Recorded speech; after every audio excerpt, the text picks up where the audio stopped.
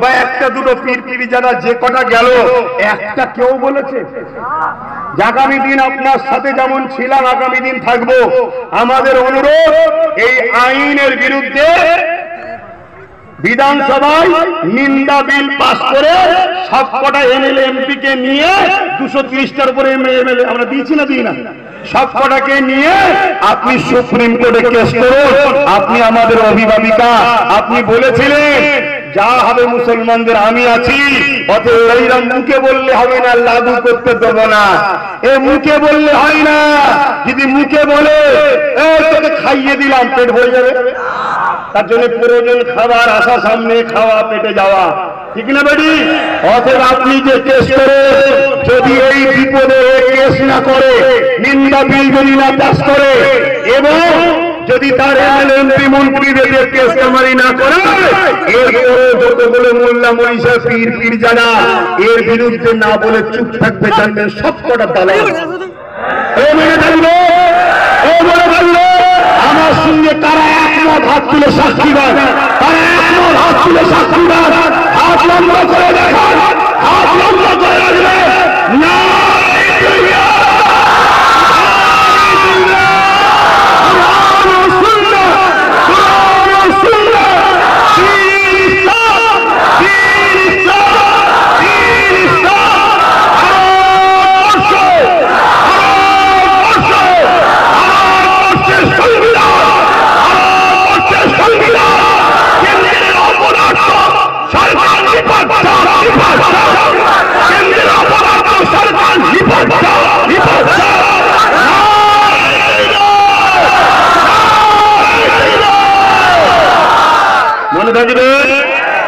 রাজ্য সরকারের নিপাত জায়গা এখন বললাম না, কেন বললাম না?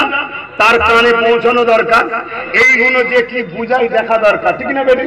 আমি তো আবার বলছি, আপনাকে যে মুসলমান সাথ দিয়েছে দিকে কথা মাথায় ঢুকছে না, যার ভালো লাগে দেবে, কিন্তু আপনি বিপদে সাথ দেবেন না, তাহলে তো বাপ বলতেই লাগে নাকি? কারণ ইসলাম বলছে অন্যায়ের প্রতিবাদ যদি না করা হয় তাহলে কি থাকবে না? জোরে বলেন। এখন রাজ্য সরকার যদি আমায় জেলে দেয়, পুলিশ দিয়ে তুলে নিয়ে যায়, এই ভয় খাবো না ইমান বাঁচাবো? কথা বলছে না তো? হ্যাঁ, তোর যদি ক্ষমতা থাকে পুলিশ আমায় তুলে নিয়ে যা, আমি জেলের মধ্যে বসে আমার ক্ষমতা দেখাবো, দুটো হাত তুলে মালিকের কাছে সেজদাই বলবো, তুই আমায় জেলে বলেছিস, তোকে যেন মালিক জাহান্নামে বলে। দেখা যাক না, অসুবিধা আছে? আমি তো মালিকের জন্যই কথা বলছি, আমি তো মালিকের সৃষ্টি, মুসলিম, হিন্দু, দলিত, আদিবাসী সবার জন্য কথা বলছি। এর জন্য আমি তো তোর বিরুদ্ধে কোনো মিথ্যা কথা বলছি না। তুই যদি গায়ের জোর দেখাস, তাহলে আমার তো সরকার নেই, ক্ষমতা নেই, মিলিটারি নেই, বোমা নেই, বন্দুক নেই, পুলিশও নেই, কিচ্ছু নেই। আর থাকলেও জুলুমের পক্ষে আমরা নয়, আমরা হাত তুলি মালিকের কাছে, মালিক জালিমের বিচার করো। বলুন আল্লাহুম্মা আমিন, আরে আল্লাহুম্মা আমিন।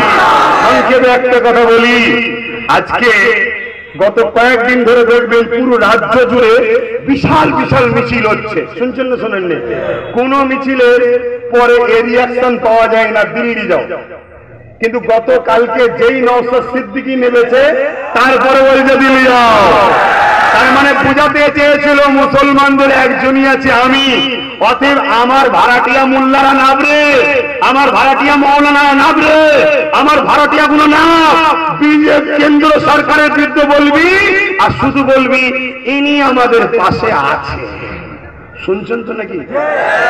এইটা যতদিন হয়েছে বলেনি, কিন্তু কালকে নওশাদ নেবে যখনই বলল যে আপনি নিন্দা বিল পাস করুন, আপনি সুপ্রিম কোর্টে যান, দেখছে আরে আমার তো পর্দা ফাঁস হয়ে যাচ্ছে পারে। দ্বিতীয় নম্বর কথা, নওশাদ যে র্যালিটা করেছে, অর্ধেক লোককে আটকানো হয়েছে, অর্ধেক লোক রয়েছে, এই অর্ধেক লোকেতে পুরো কলকাতায় যে র্যালি হয়েছে, ওই র্যালি মনে হয় না দ্বিতীয়বার কলকাতায় কোনো মায়ের লাল করে দেখাতে পারবে না, সন্দেহ হচ্ছে। তো যাই হোক, আমি এখানে আরো একটা কথা বলি, যদি ওয়াকাবের বিরুদ্ধে আমি হই, ওয়াকাবের বিরুদ্ধে যদি একটা আব্বাস এটা কোচি আব্বাস, আমাদেরই ছেলে। শুনছেন তো নাকি? আমি যদি অকাপের বিরুদ্ধে হই, ইনিও যদি অকাপের বিরুদ্ধে হই, তাহলে আপনারা যখন আন্দোলনে নামবে, আমি কিছু করছি না বা ইনি কিছু করছে না, আপনাদেরকে পিটছি।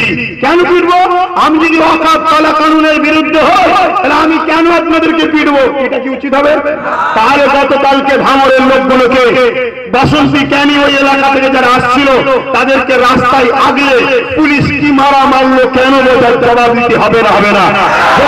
হবে না? হবে না? আরেকটা কথা বলে যায়, শুনছি নাকি একটা ব্রিগেড ডেকেছে। আমি ব্রিগেডে কে যাবে না যাবে সব নিজ নিজ ব্যাপার, আমি যাচ্ছি না, এটা ক্লিয়ার কথা। তিনি বলেন কেন যাবেন না? আমি যাব না একটা কারণে, যাব না একটাই কারণে, গত পরশুদিন যখন ওয়াকফ বিলের বিরুদ্ধে মুসলিম নিরীহ মানুষগুলো যখন নামলো, তাদেরকে রাজ্য প্রশাসনের পুলিশ যখন মারলো, একটা কেউ এর বিরুদ্ধে প্রতিবাদ করেছে? তোমরা ওয়াকফ বাঁচাতে নেমেছ না যাদের কাছ থেকে দালালির ভাগ পাও তাদেরকে কোলে তোলার জন্য এনেছ? কথা মাথায় ঢুকছে না? ঢোকে না? মানুষটা ছোট হতে পারি, সাহায্যটা আমার আল্লাহর আছে, মনে রাখবে। আমি যুক্তি সহ কথা বলছি।